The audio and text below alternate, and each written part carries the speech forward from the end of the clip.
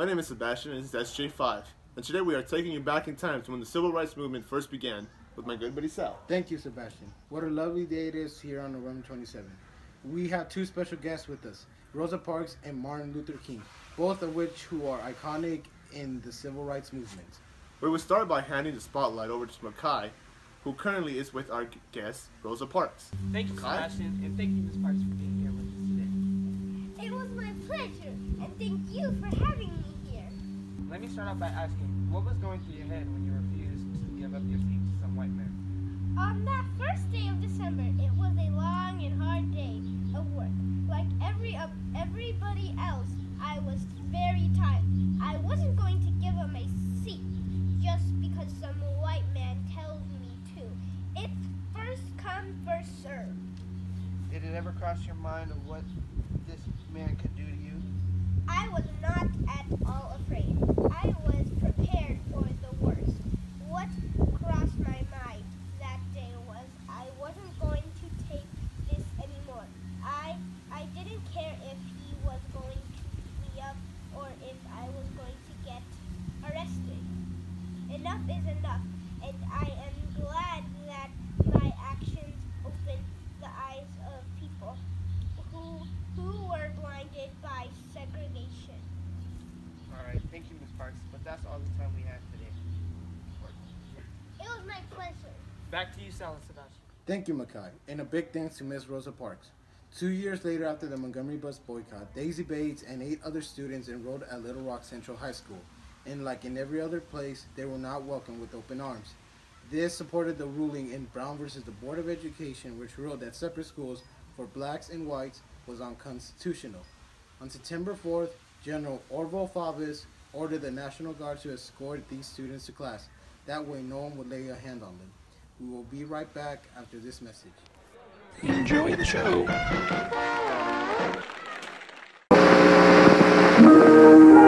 Once upon a time, not very long ago, quite recently in fact, there was a little girl, an ordinary little girl who was quite beautiful. Like all ordinary little girls, she couldn't wait to grow up. As time went by, she met an ordinary, handsome boy. They fell in love, were married, and they lived happily ever after. In real life, however, a girl has to work at living happily ever after. First off, our heroine decided to stay beautiful, slim, and attractive. So she went for long walks. And she engaged in competitive sports. Very competitive sports. And she won a lot of trophies.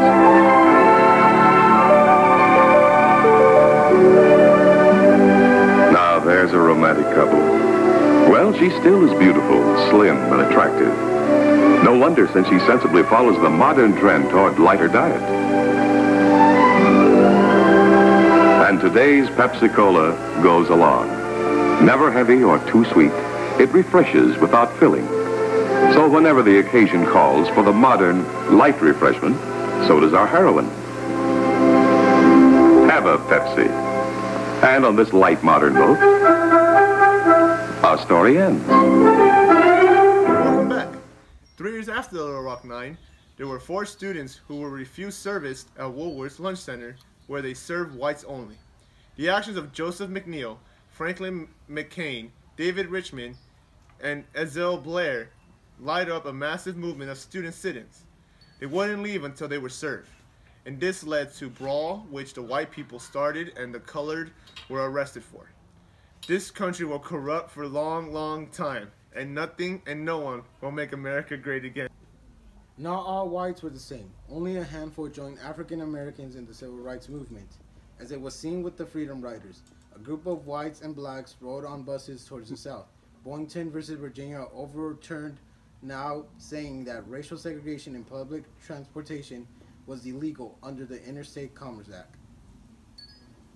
In 1962, James H. Meredith was a student who was accepted into the University of Mississippi.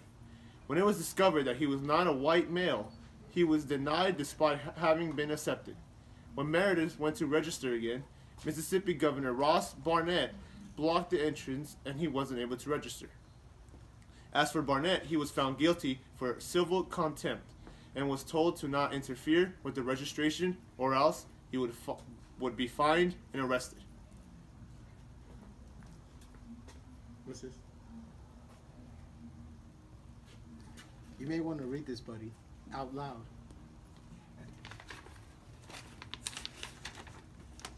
This just in. The Boston Patriots have been defeated by the Buffalo Bills, 23-7.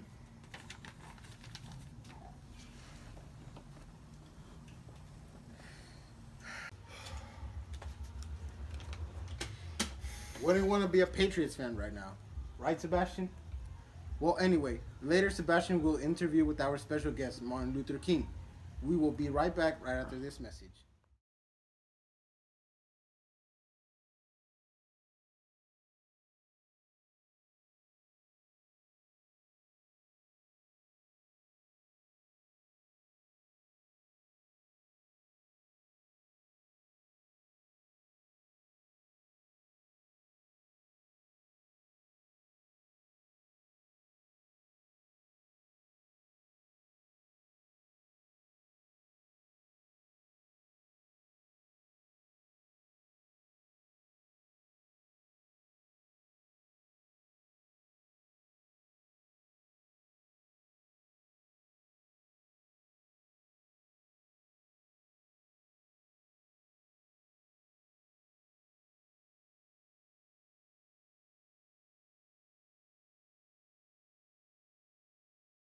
Welcome back. I'm sitting here with Dr. Martin Luther King Jr. I just want to start off by saying that was a great speech you gave on that day. And I believe that your speech helped raise even more awareness. It's an honor to be sitting here in the same room as Martin Luther King Jr. It's my pleasure, and I thank you for admiring my work. Whose attention were you trying to get when you gave your speech? It was aimed at my fellow Americans, all blacks and whites. Not only did my message reach to those of the 250,000 people who were there in the march, but I was able to reach out to the many more who were watching it live on national television. Thank you, Mr. King. We'll be right back after these messages.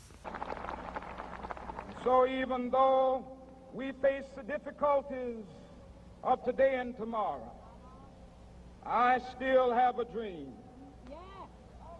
It is a dream deeply rooted in the American dream. I have a dream that one day this nation will rise up and live out the true meaning of its creed. We hold these truths to be self-evident, that all men are created equal.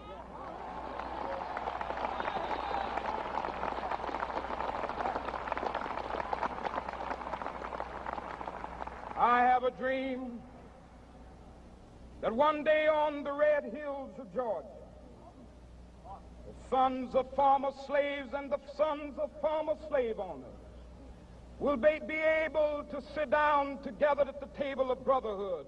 I have a dream.